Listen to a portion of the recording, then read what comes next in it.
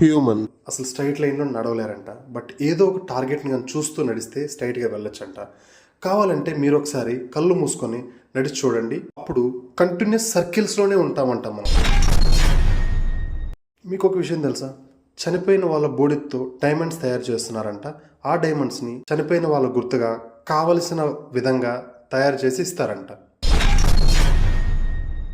ప్రస్తుతానికి మనకు ఒక రోజు అంటే 24 గంటలు. బట్ అది కొన్ని మిలియన్ సంవత్సరాల తరువాత 25 గంటలుగా అవుతుందని శాస్త్రవేత్తలు చెప్తున్నారు.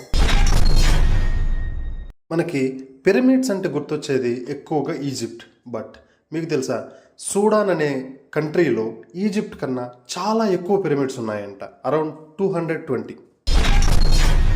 మనం చాలా ప్రోడక్ట్స్ మీద మేడ్ ఇన్ చైనా అని లేబుల్స్ చూస్తూనే ఉంటాము. బట్ ఆ లేబుల్స్ తయారయ్యేది మాత్రం కొరియాలో అంట.